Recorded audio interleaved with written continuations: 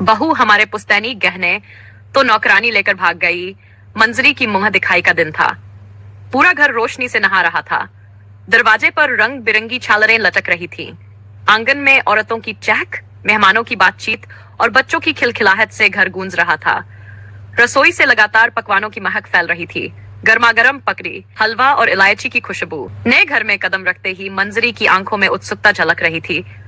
मेहमानों की भीड़भाड़ से निपटते हुए मंगला जी ने अपनी बहू का हाथ थामा और धीरे से कहा, चलो बहू, तुम्हें तुम्हारा कमरा दिखा दूं। दोनों सीढ़ियां चढ़कर ऊपर आईं।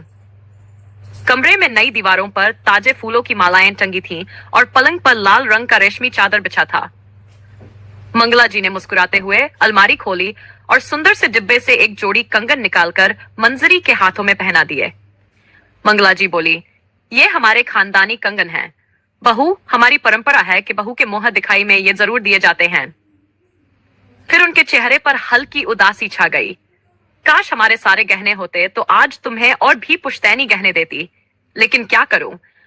बरसों पहले हमारी पुरानी नौकरानी गोमती सब ले भागी। उसी दिन से घर की तिजोरी खाली हो गई।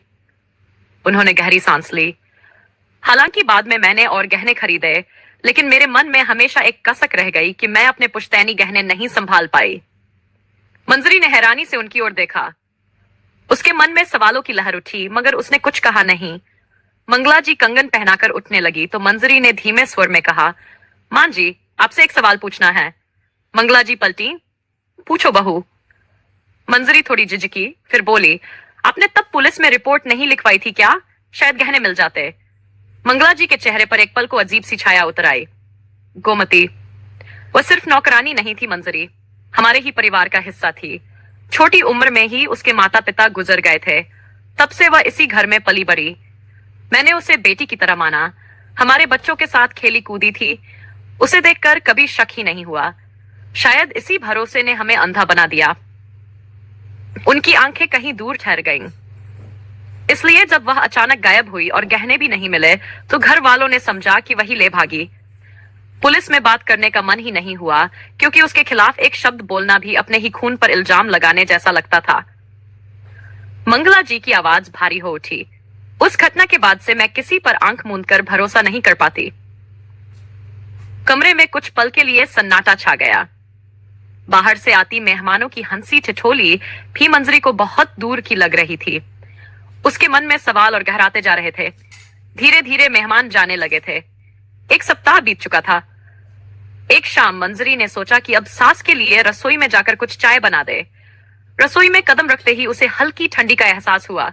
खिड़की बंद थी, फिर भी जैसे किसी ने भीतर सांस ली हो। बर्तन करीने से रखे थे, मगर मंजरी को लगा जैसे किसी ने हाल ही में उन्हें छुआ हो। उसने गैस जलाया ही था कि अचानक दाल की हांडी अपने आप खिसकर जमीन पर गिर गई। मंजरी चौंक गई। उसने चारों ओर देखा, कोई नहीं था। झुककर बर्तन उठाने लगी तो उसके कानों में बर्तनों की खनखनाहट के साथ साथ पायल की बहुत हल्की आवाज गूंजी। वह छिटक गई। उसकी निगाह रसोई की दीवार पर टिक गई, जैसे गीले हाथों के निशान अभी अभी वहां पड़े हों। दिल की धड़कन तेज होने लगी।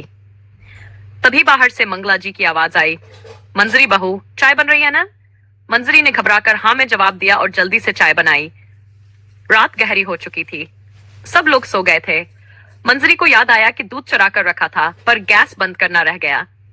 वह चुपचाप रसोई में गई। जैसे ही उसने दरवाजा खोला, भीतर का सन्नाटा और गहरा हो गया। वह गैस बंद करने के लिए झुकी ही थी कि नजर बगल की दीवार पर लगे छोटे से आईने पर पड़ी। उसे अपना चेहरा दिखाई दिया, लेकिन उसके पीछे एक औरत की परछाई भी थी। मंजरी घबराकर पलटी। पीछे कोई नहीं था। फिर आईने में देखा। परछाई हल्का सा मुस्कुराई और हाथ बढ़ाया। मंजरी के हाथ से दूध का बर्तन गिर गया। उसके गले से आवाज तक नहीं निकली। तभी वह परछाई धीरे धीरे साफ होने लगी। सामने वही चेहरा था जिसकी तस्वीरें मंजरी ने पुराने एल्बम में देखी थी। गोमती। गोमती की आंखों में नमी थी, पर चेहरा शांति से भरा। डरो मत मंजरी, मैं वर्षों से भटक रही हूँ। इस घर में आते जाते सबको देखती रही हूँ, लेकिन किसी ने मुझे महसूस नहीं किया। तुम पहली हो जिसने मुझे देखा, इसलिए आज मैं सच्चाई बताने आई हूँ। मंजरी का गला सूख रहा था। उसने हिम्मत जुटाकर पूछा, कौन सी सच्चाई? गोमती की आंखों में पीड़ा तैर गई। मैं चोर नहीं थी। जिस दिन सबको लगा कि मैं गहने लेकर भाग गई हूँ, उस दिन मैं बाजार से लौट रही थी, फिसलकर नहर में गिर गई और वहीं मेरी मौत हो गई। मेरी खबर किसी तक नहीं पहुंची और सबने मान लिया कि मैं गहने लेकर भाग गई। असली चोर पड़ोस का भानु है। गहने आज भी उसकी तिजोरी में हैं। सुबह होते ही मंजरी ने आलोक को सारी बात बताई। आलोक ने पहले तो इसे सपना समझा, मगर जब मंजरी ने तिजोरी के बारे में बताया तो उसका चेहरा बदल गया। दोनों ने मंगला जी को विश्वास में लिया। मंगला जी की आंखों में आंसू भर आए। अगर यह सच है तो मैंने अपनी गोमती पर बड़ा अन्याय किया। वह मेरी बेटी जैसी थी और मैं उसे छोड़ समझ बैठी। आलोक ने तुरंत थानेदार से बात की। पुलिस ने भानु के घर छापा मारा। तिजोरी खुली तो वही पुश्तैनी गहने चमक उठे। भानु रंगे हाथ पकड़ा गया। पुलिस की गाड़ी जब भानु को ले जा रही थी, मंगला जी आंगन में खड़ी बोली, गोमती मुझे माफ कर दे बेटी। उसी पल हल्की हवा चली।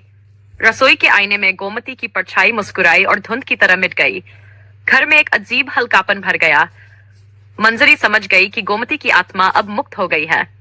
नरेशन: झूठे इल्जाम इंसान को जीते जी मार देते हैं और मरने के बाद भी आत्मा को चैन नहीं लेने देते। भरोसा रिश्तों की नींव है और अगर अपने ही उस भरोसे को तोड़ दें तो सबसे बड़ा अन्याय हो जाता है। सच चाहे देर से सामने आए, लेकिन वह इंसान को मुक्त कर ही देता है। क्या आप चाहेंगे कि मैं इसके लिए एआई इमेज वीडियो प्रॉम्प्ट भी तैयार कर दूं ताकि कहानी को विजुअल फॉर्म